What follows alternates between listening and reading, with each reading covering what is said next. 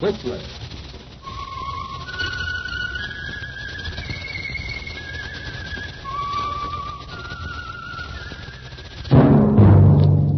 That whistle is your signal, the Whistler.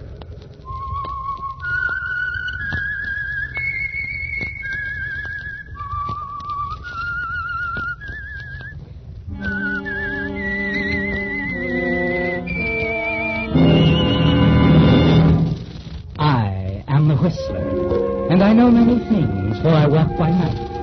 I know many strange tales hidden in the hearts of men and women who have stepped into the shadows. Yes, I know the nameless terrors of which they dare not speak.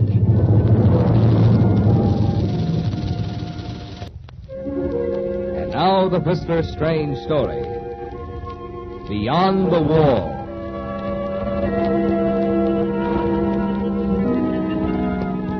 There are some words that hit a man like an electric shock, and Marty Fisher had just heard them. He was standing at the head of the line of prisoners, as he always did on Visitors' Day. But this time, he didn't smile at the guard, pick up his card, and move casually on toward the wire wickets at the far end of the room. This time, he stood paralyzed, rooted before the battered oak desk, staring at the man who sat behind it. What's the matter, Marty? Didn't you understand me? I said your wife didn't show up today. But she told me she'd be here. Sorry. Next. Look, check the waiting room, will you? Maybe the roster's wrong. Maybe she didn't get a name in. She isn't here. Now, look, there's still a half hour of free time. Go on back out to the yard. But she never missed a visitor's day in 5 years. I got news for you. There's always a first time for everything. A lifer like you ought to be able to figure that out. Next.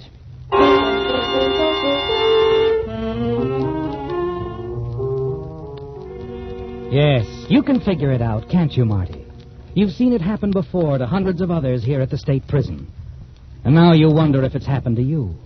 For months, even years, a woman will show up at the visitor's cage every Wednesday, wearing a smile and murmuring soft words. And then one Wednesday she doesn't come. And after that, if there is another time, there are excuses, and the words are a little less soft, the smile a little more forced. Yes, Marty, you've seen it happen before. And now you turn and half stumble out of the room, walk slowly down the gravel path to a bench in the sun. Well, Marty, old man. Didn't expect you out so soon. Sit down. Yeah. She didn't show up, Well, she's an attractive woman. It's bound to happen. Shut up. I'm told there are an amazing number of desirable men who are not in prison. I said shut up. Of course, your wife might have come down with a headache, or had an appointment with a dentist, or been busy with a church supper. Lay off, Baron. I'll break your head. Don't get excited, Marty. You know what happens to those of us who get excited. All right. Leave me alone. Of course. I know how you feel, Marty. Don't worry. You'll get over it. Why, in no time at all, you'll forget you ever had a wife. Okay, so I'll forget. I'm sure you will. However, it won't be so easy to forget the money, will it? What money? Now, Marty. What money? Let me see now. I recall that payroll job of yours. Plant guard was killed. $75,000 was missing. The money was never recovered. I don't know what you're talking about. Tell me, Marty. Does your wife know where the money is? Look, Baron, I told you a million times I don't know anything about $75,000. Now forget it, will you? Very well, my boy. However, I've been thinking. I might be in a position to do you some good one of these days. Yeah, sure. From the outside, that is. What are you going to do, gnaw your way through the wall? Well, at least there's some reason to believe that I'll be out of here before long. You've heard of paroles, haven't you? You getting a parole? I think so. And the connection that's fixing mine could probably get you one. Here's the yard bell. Duty calls. I don't want to be late. They're so fussy at the machine shop, you know. But we'll talk about it again, Marty. Yeah, sure. Oh, and about your wife, Marty, don't worry. She really might have had an appointment with a dentist. Well, ta-ta.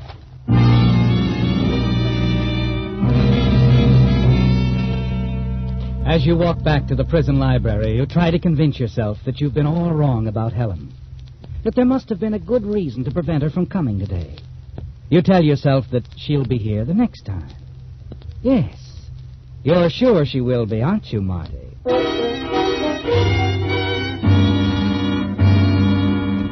The days drag by, agonizing days filled with suspense. And then finally, next Wednesday, you're sitting in the visitor's room, looking at Helen on the other side of the screen. Hello, Marty. Hello, baby. I'm sorry about last week. Yeah, sure. I just couldn't get here.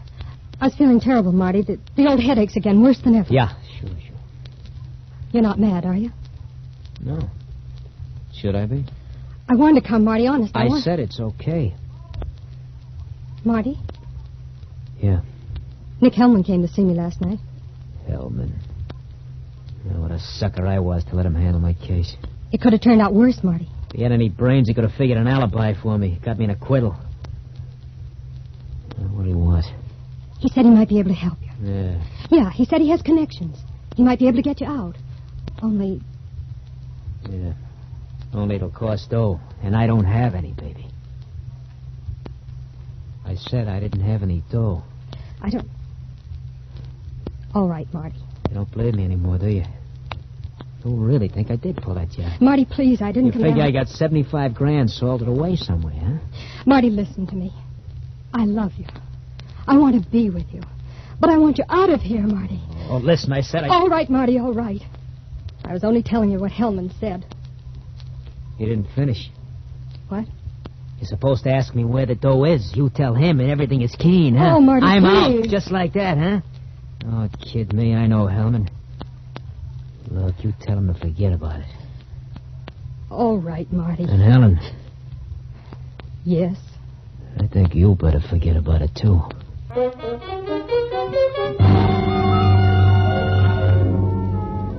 You're determined that no one is going to get any part of that $75,000, aren't you, Marty? And in the weeks that follow, there's no further mention of the money or of Hellman. Your wife doesn't miss a single visit. And you begin to realize how foolish it was of you to suspect that something was wrong, that Helen had found someone else. The one Sunday morning at the prison chapel, it's the Baron, sitting next to you, who has something to whisper into your ear. Marty, Yeah, my parole came through. that's fine. Why tell me about it? I can do you some good when I get out, my boy. Yeah, sure. The way things are going, you'll need someone to look out for your interests. What do you mean by that? Some friends of mine on the outside, Marty. They've been checking things for me. Like what? You ever hear of a man called Johnny Rigo? No. Your wife has. What? My contacts tell me she's been running around with him. Keep your head down, Marty. Guards. Oh, Baron, what are you handing me?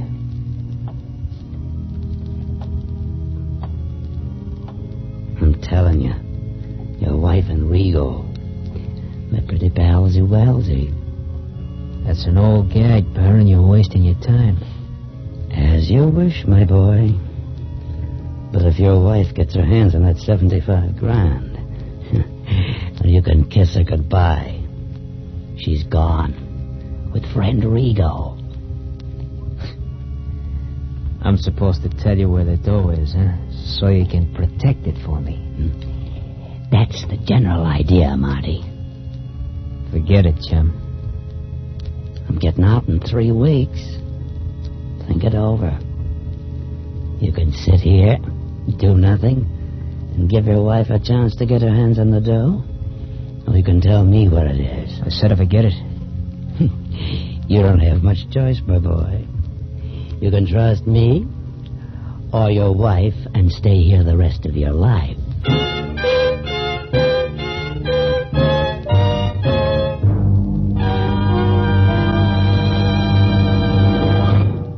with the prologue of Beyond the Wall, another strange story by The Whistler.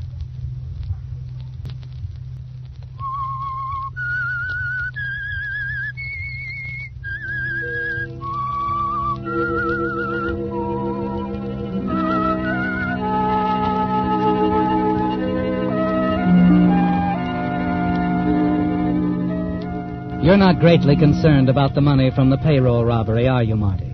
You're certain no one will ever find it. But you are worried about your wife, Helen. And you wonder if the Baron was telling the truth about her and Johnny Rigo. Before you plan your next move, you decide to check his story. Several days later, you're working in the prison library when one of the trustees comes in, returning an armful of books from the hospital. Hiya, Marty.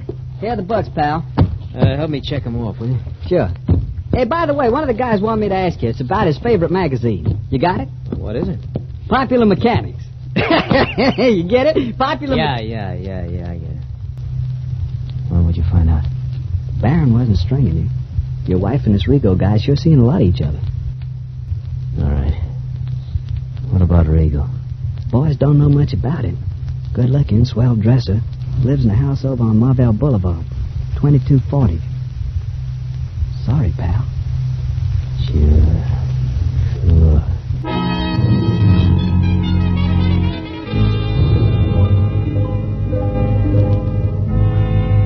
Well, what is it, Marty?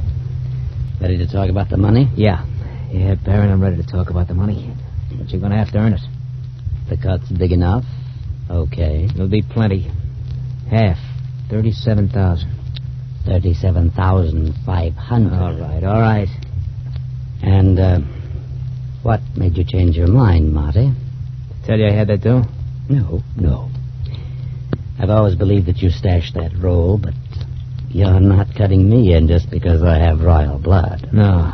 It's to pay for the risk you're going to run. Risk? Look, your parole is coming up when, Baron? 2 weeks? 2.5. What's that got to It's do? got everything to do with it. That truck that they have you running to town every month.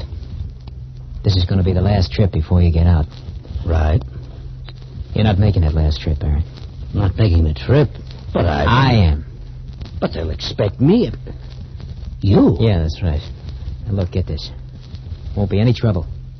The way they make the check, it's always been you, and you always behaved yourself. The perfect trustee. I can't do it, Marty. Not even for what you've offered. It's too big a chance. I messed up my chance at parole. Look, you'll do it. And you won't mess up anything. All you gotta do is keep awaiting the guards. Hang around where I work and wait. I'll be out and back in again in 3 hours. I got it all timed, Baron. You got what all timed? What's so important? Why do you have to go out there? And how do I know you'll be back? I'll be back. It's the money, Baron. 2.5 weeks, I could handle it for you. Sorry, I don't trust anybody. But I have to trust you. If you want 37,000. 37,500. All right. Do you want it or not? How do I get it? I'll stash you half of the dough someplace where you can find it when you get out. Okay? Now, look. Why don't you let me try to take care of everything for you? I'll be out in another... Look, it's my way or nothing. Marty, I guess I ought to tell you. Tell me what? I've been up to the administration building several times in the last couple of weeks. I happened to find out something. Yeah? I heard they were going over your files again. There's a chance your case will hit the parole board in another 6 months. What are you handing me? That's what I heard, Marty. You're not telling me this to sort of discourage me from taking that trip into town, eh? Well... Or is it that you want to be sure that I come back? I'm telling you because it'll save both of us from sticking our necks out. Now, Marty, listen. I've always leveled with you. Sure. You have some contacts in the administration building? Check it. I want to get this settled first. What do you say, Baron? Do I take your place in the truck? Yes, Marty. I suppose you do.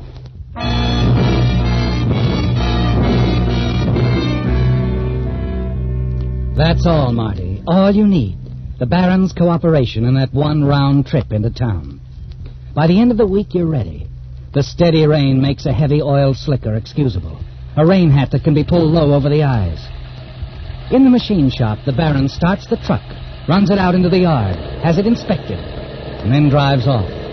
No one pays any attention as he swings around past a loading platform, momentarily out of sight of the inspecting guard, and makes the switch with you. The truck doesn't even slow down. Only now you're at the wheel, Marty, thankful for the rain that helps your plan work. A plan that will take care of your wife's boyfriend, Rigo, and helps you drive out the service gate with no one knowing.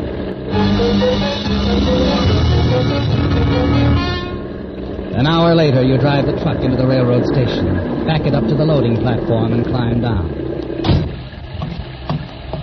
Gonna help us load her, Jack? No, I don't feel so good. I'm going over to get some coffee. Ah, you guys. All the same. Yeah, if you only knew, brother. You only knew.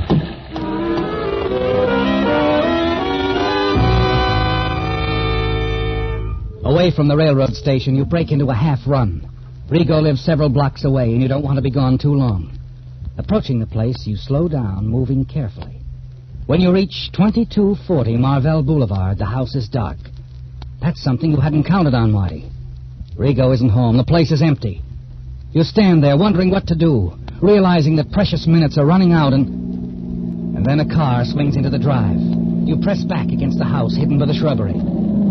It's Rigo, all right, and he's driving into the garage. Perfect, isn't it, Marty? Almost too good to be true. You run forward silently and reach him before he shuts off the motor. Don't get out, Rigo. Sit tight. That's devil. right, we haven't met. You don't know much about me. It's okay, Rigo. I'm not sensitive if you're not. Now, look, Shut up, and open that door. No, turn that motor off. We're in the garage. The fumes will... Yeah, I know what the fumes will do. Listen, I don't know what you're talking about. You don't have to know too much, Rigo. Just that some guys don't like having their plans interfered with. Plans? Kenneth, I'm talking now. I'm running a show. You're out of your mind. Let me out of here. Hold it, Rigo. What do you want? Stop squirming, pal. It'll all be over in a minute. I'm just going to tap you on the chin. What? Put you to sleep for a while. The carbon monoxide fumes will put you away for good. Look, who are you? The name is Fisher. Marty Fisher. Fisher? You're Marty Fisher? Yeah. Now you know.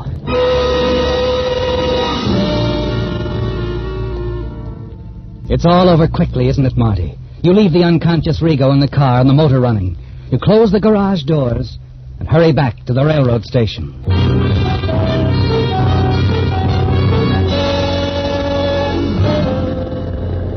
An hour and a half later, you're approaching the prison gates. Everything has gone according to plan, hasn't it, Marty? There hasn't been the slightest slip-up.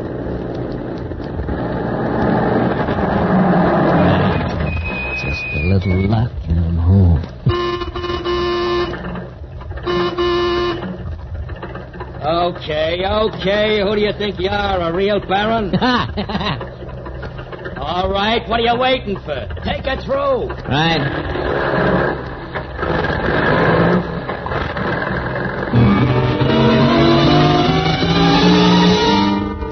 You're clear so far, aren't you, Marty? You swing the truck around the loading platform where you agreed to meet the Baron. Only he isn't there. The Baron isn't there. You slip the heavy raincoat off and the hat, toss them on the seat, and step out of the truck. You're about to walk away when he comes towards you. Baron, where you... Skip it. Let me in there. Wait. Give me the loading papers. Loading papers. You have them, don't you? Yeah. Well, I get in your truck, Baron. They're waiting for you back there to unload. We're all right here. We can talk. Where'd you hide my half of the money? The money? I don't like the way you said that, Marty. You don't, huh? No. You're not getting any ideas about changing your mind. Now that you're all set, I mean. I never changed my mind. Go on. It's been made up from the beginning. And you know something, Baron? Like I always said, there isn't any 75 grand. Why, you... Easy, Baron. You don't want to fight with me. You got too much to lose. That parole that's coming up. That's the way you had it figured, huh? exploit me with that money than use me. And I can't talk. I wouldn't. And I don't think you will. Maybe, Marty. Maybe. Maybe not. Chump, figure the odds I have. You're clear in 2.5 weeks. If you keep quiet, you shoot your mouth off and boing, no parole. And no money. The answer's simple, sucker. You don't? There's only one good thing about this place, Marty. You're here. And for life. Glad it makes you happy, chump. Only for a reason that you'll never know, like now. I'm glad I am here.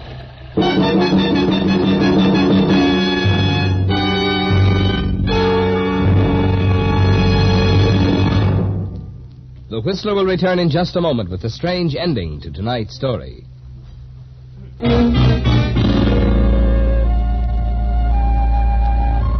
Yes, Marty, it all worked out, didn't it?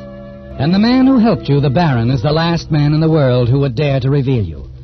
He doesn't even worry you in the remaining 2.5 weeks before his parole. And you're there, smiling with the others, to shake his hand as he heads for the tailor shop to exchange his denims for a blue serge suit. He'll be wearing it for a while, won't he? Because the Baron is not a rich man. And your money, the $75,000 from the payroll robbery, will be waiting for you when you're on the outside. But that's the future, isn't it, Marty? You have the present to think of.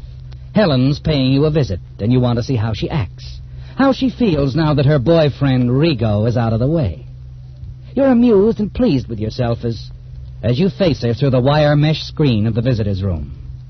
Hello, Helen. Marty. What is it, baby? You look like you've been crying. Yes, Marty. Oh, Marty, something terrible's happened. Is that right? Marty, I asked her for the money again and again. I never told you the real reason. But... It doesn't matter. There isn't any money.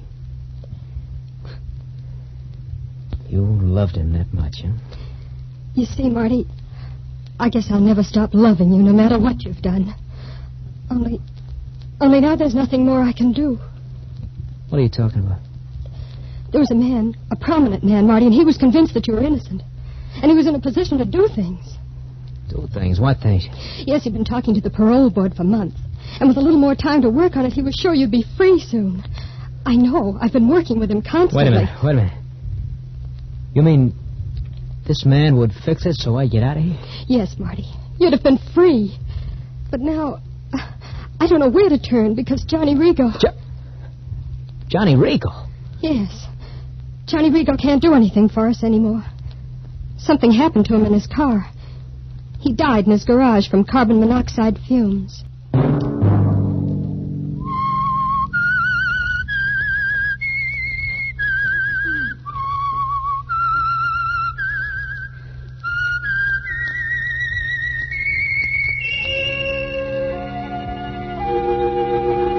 Let that whistle be your signal from the Whistler, each Sunday night at the same time.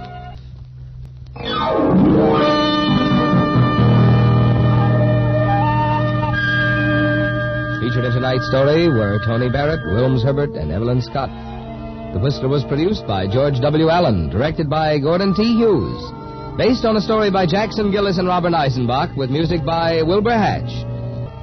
Remember, at the same time next Sunday, another strange tale by The Whistler.